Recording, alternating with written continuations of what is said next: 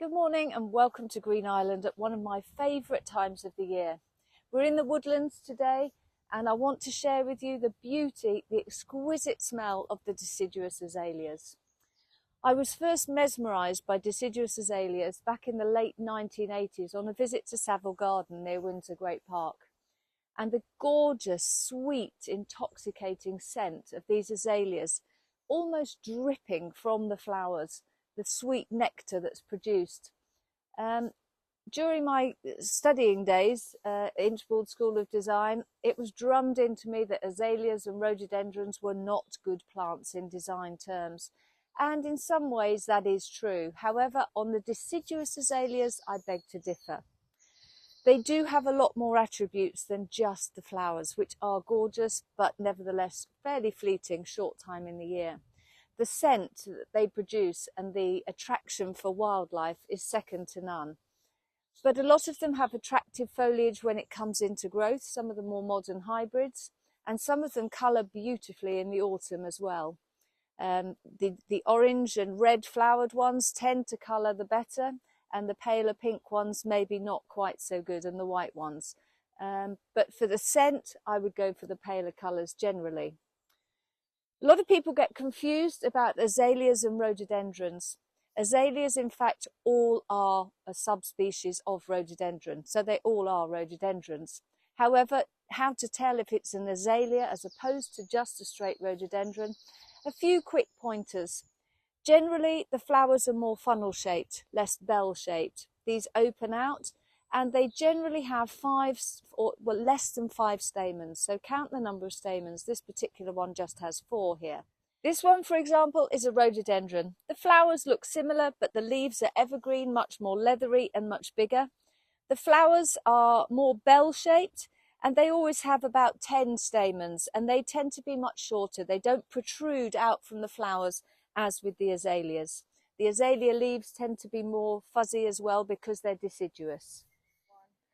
So the first azalea that I want to show you is this one here. Very confusing name, Azalea ponticum or Rhododendron Luteum it's known as. It has 2 names, and latterly they've sort of conglomerated the names to give it Azalea luteum, just to confuse everybody. But nevertheless, if I could only choose one deciduous azalea, it would probably be this one. It's the earliest to flower. It's a species variety from Europe, and it's been used in a lot of the hybridizations latterly from the 19th century onwards. It has the sweetest scent of all the azaleas you can imagine. In the sunshine, the nectar almost drips down and leaves sticky marks on the leaves below, and it's usually swarming with bees and wildlife. This one, we're very fortunate it's flowering much later than normal, because this one is the first to flower. It usually comes into bloom about the 2nd, 3rd, 4th week in April, and it would be finished by the middle of May. But this year we are a bit later than normal. In the early 1990s, Chelsea Flower Show would be awash with all these, but nowadays you hardly see any at Chelsea. They've really gone out of fashion, and I think it's a terrible shame because the scent of them is absolutely beautiful, but they must be grown in the correct environment. They look totally out of place, although they will grow in pots. They look to me out of place. They look like a duck out of water. They're not comfortable. If you just see these all in the woodland setting, they just look happy. It's where they're meant to be. And they're in a slightly acidic woodland. It's sheltered, and they grow happily alongside acers, rhododendrons, the evergreen and deciduous azaleas, camellias, cornus, etc., etc. And they just look at home there. And they shouldn't be grown in isolation either. Grow them in clumps, groups of 3, large swathes of them, to really give you the effect of walking through a woodland and to get this wonderful scent that we have through the woodland in Green Island during May and June.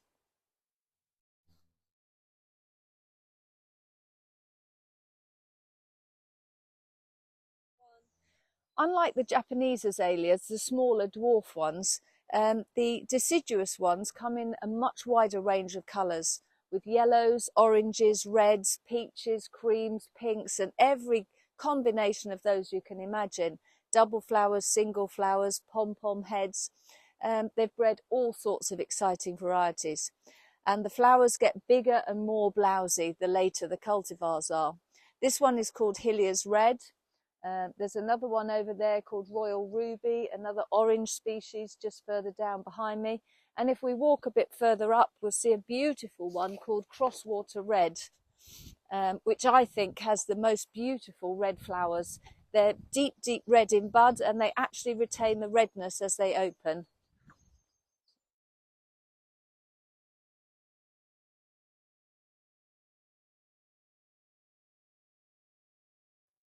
This is another gorgeously scented one, and it's ideal in this shady location with its white flowers. Although they open from quite pink buds and they have this lovely yellow flare, beautiful colour combination, but the scent, especially in the evening, is absolutely intoxicating.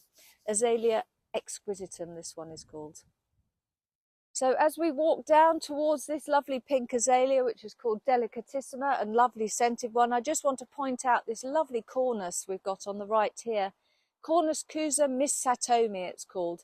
These lovely flowers the flowers are a bit in the middle, and these beautiful pink bracts, which will actually open out and intensify in colour and last for a good month to 6 weeks' time. But they look so at home in the woodland, along with the azaleas, and just behind the evergreen azaleas as well. You see, much smaller. This is another variety that I would definitely recommend. Azalea Davesii it's called, and actually it's the only one I can remember seeing at Chelsea this year. In bud it's slightly more yellow, a greeny sort of yellow, opening out to these lovely white flowers with a tiny yellow flare on them, but again beautifully, beautifully scented. And you can see the bees buzzing around, absolutely wonderful for nectar for insects.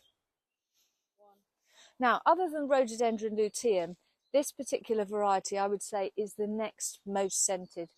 Tiny white flowers. It looks to me like a species one. It was sold to me under the name of Azalea White Swan, but I don't think that's correct. And unfortunately, in the nursery trade, this happens an awful lot nowadays. Nurserymen are selling plants wrongly named. As I say, the scent is absolutely beautiful. If anybody watching this video who's more educated on azaleas than I am can possibly identify it for me, I would be forever grateful. If you'd like to zoom in on that for us so we can really see a close-up. Absolutely beautiful flowers. There's just a tiny pink marking inside it. But the scent, just a walk along here in the morning or the evening, you've only got to come within 30 yards of this shrub and you can smell the beautiful scent of it. This is another really heavily perfumed one. Azalea Antelope it's called, with these delicate pink flowers, but so effective, grown in a group of 3 in the woodland here. This is a hybrid that I'm particularly fond of, quite a slow growing one, double delicate yellow flowers. It's called Azalea narcissiflora. Quite difficult to get hold of in cultivation at the moment, but well worth searching out. Beautiful scent, as with many of the paler flowered ones. So as I said, there's been a lot of hybridization of deciduous azaleas through the 19th century. Particular groups are Knap hybrids, and subspecies of those are the Exbury hybrids. But generally, they seem to have got larger flowers. They're slightly more vigorous growing shrubs. And they also tend to have newly coloured growth, which displays attractive colouring, bronze colouring as well. This one is called Klondike. It is scented, but it's not quite as intense as some of the species varieties with the smaller flowers we've looked at. But for the splash of colour and the wow factor, you really can't beat these ones. As I said, lots of different varieties. The Molly varieties, Exbury hybrids as well. All readily available to buy. I'm often asked what the shrub with the pom-pom heads of pink flowers are, and people are amazed when I tell them it's another deciduous azalea. This one I particularly like. It's called Homebush, but the flowers really are packed in quite a tight ball-like head. Relatively later flowering, but flowers very reliably for us here. This lovely group here, really vibrant colour, slightly later flowering, Azalea Knap Fireball it's called, so one of the Knap hybrids, and you can see how vigorously they've grown. So if you want an instant effect, go for the Knap hybrids. So this is our growing area here with our deciduous azaleas, and you can see the lovely array of colours. We've got some of the homebush there, Anika, golden flare, all sorts of varieties waiting to grow on. We've got larger specimens out in the nursery. We do offer mail order. You can see here some of the new growth, gorgeous colours on these. But anyway, thank you very much for watching today. It's been a longer video, but it is one of my favourite times of year to share the garden with our viewers. Please do remember to like and subscribe to our channel, and thank you once again for watching.